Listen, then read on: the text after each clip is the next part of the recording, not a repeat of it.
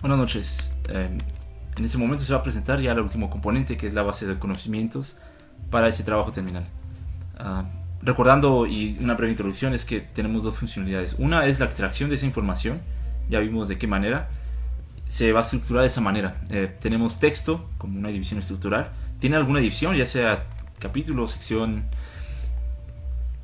perdón, o artículo, y están contenidos en un documento. Entonces también la otra funcionalidad que hay que también separar y también integrar a la base de conocimientos que nuestro chatbot va a utilizar es que esta información tiene que ser codificada de alguna manera para la ejecución del algoritmo que se plantea o que se utiliza en, en la sección 2.3.3, que es este.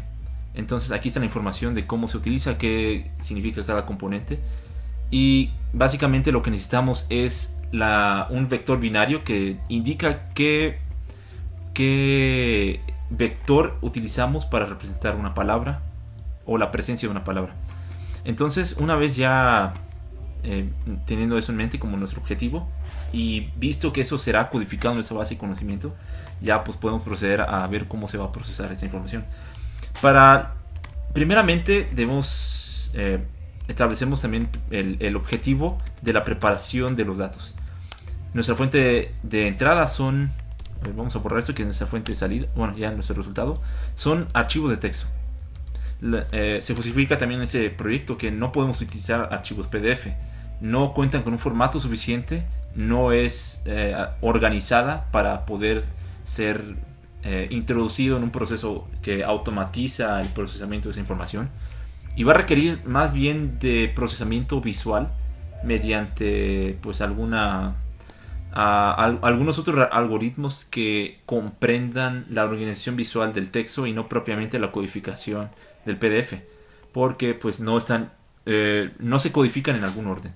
Pero podemos ver que en un archivo TXT sí. Entonces, para reducir el margen de error de este proyecto y establecerlo como nuestro objetivo, necesitamos una fuente estructurada como fuente de introducción para como entrada también a este sistema. Entonces, para eso se hizo el script de preparación.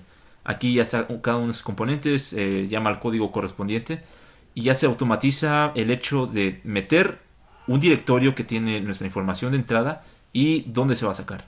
Dónde se va a sacar justo el directorio que acabo de borrar para hacer una pequeña demostración ahorita. Debemos poder nosotros poder ver reflejado ya un formato. Elegimos JSON y aquí ya está. Por ejemplo, tenemos el reglamento general de estudios. Vamos a verlo representado ya en, en JSON. Debe ser el mismo, ya estructurado por capítulo, posiblemente artículos. Vemos algo importante: no hay secciones en medio, y eso es importante también para comprender más o menos el uso de este proyecto. Entonces, eso ya está automatizado y es parte esencial para la preparación de nuestra base de conocimientos. Posteriormente también tenemos la carga, porque una vez ya preparado esto, todavía no está contenido dentro de nuestra base de conocimientos.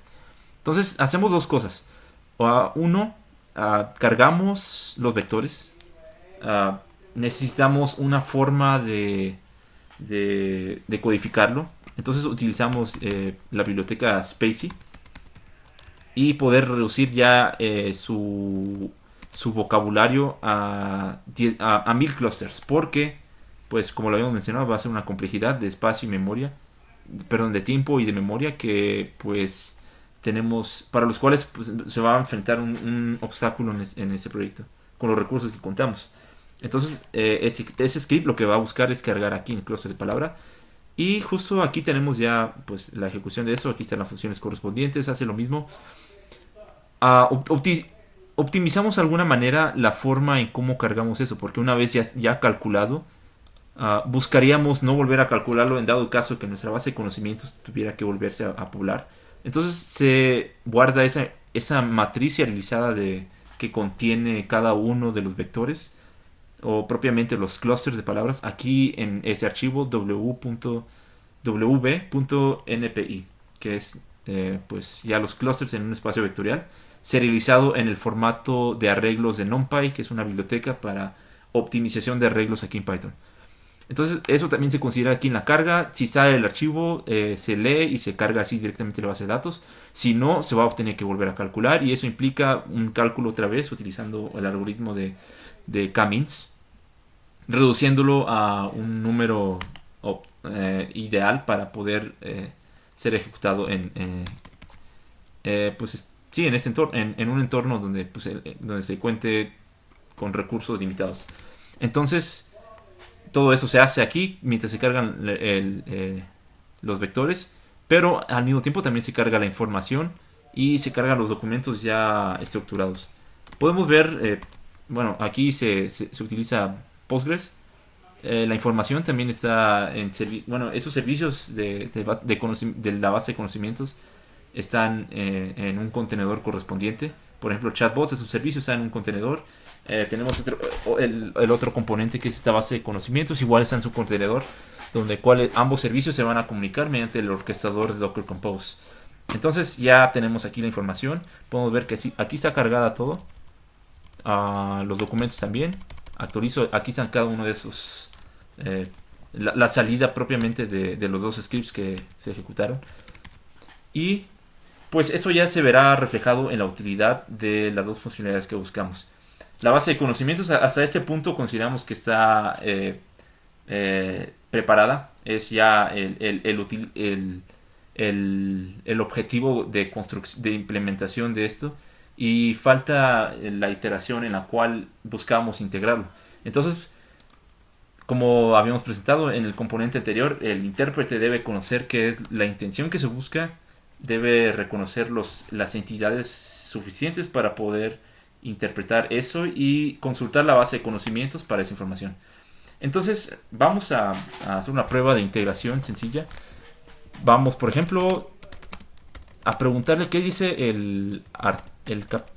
la sección 1 del Reglamento General de Estudios. Bueno, aquí me equivoqué en la construcción de la respuesta, porque, bueno, lo hice intencionalmente. El Reglamento General de Estudios no contiene secciones. Como vimos hace rato, tiene capítulos y ya la jerarquía inmediata después de esas son los artículos. Entonces, por ejemplo, si volvemos a preguntarle qué dice el capítulo,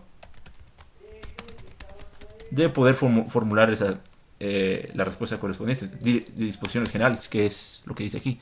Pero también, obviamente, pues, si le preguntamos qué dice el artículo, debe poder extraer esa información ahí. Entonces, ese es propiamente el artículo como está aquí.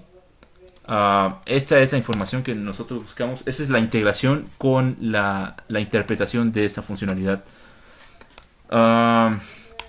Voy a admitir que hasta este punto todavía falta un aspecto con el cual yo esperaría en algunos momentos poder terminar.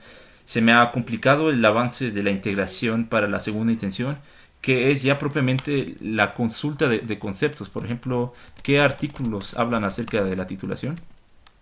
¿O qué reglamentos hablan acerca de la titulación? Aquí la respuesta que formulaste ahorita a la integración que pretendo presentar, porque admito todavía me faltan detalles para la integración de la base de conocimientos y el intérprete, es primeramente nada más representar que se reconoce la intención y se está normalizando el texto que se busca aquí para posteriormente ejecutar el algoritmo de similitud. Ese es el que por algunas cuestiones me ha costado depurar. Es lo que ahorita estoy haciendo y no tardaré mucho en integrarlo. Sin embargo, pues los avances que se han visto hasta ahora son para la base de conocimientos y en algún porcentaje, pues sí presentar lo que se ha lo que se ha integrado con el intérprete. Entonces esos dos componentes, como lo hemos visto acá, pues sí necesitan una integración directa con las funcionalidades. Falta la ejecución del algoritmo de similitud. Como vemos aquí ya está estructurada esa información, ya está la representación codificada de ese conocimiento. Ya está la forma de cómo relacionar cada uno de los artículos y los reglamentos con las agrupaciones de palabras. Por ejemplo, aquí podemos ver que por ejemplo, el identificador para la entidad en esa base de datos, que es la división estructural con uno, que es el capítulo primero del Reglamento General de Estudios, utiliza este clúster, el 689. Entonces con eso ya falta cargarlo, falta construir la matriz de similitud, ejecutar el algoritmo, la operación algebraica establecida en el capítulo 2.3.3, y quedará por concluida ya la integración completa por eso. Entonces ese es el único detalle que admito que todavía me hace falta.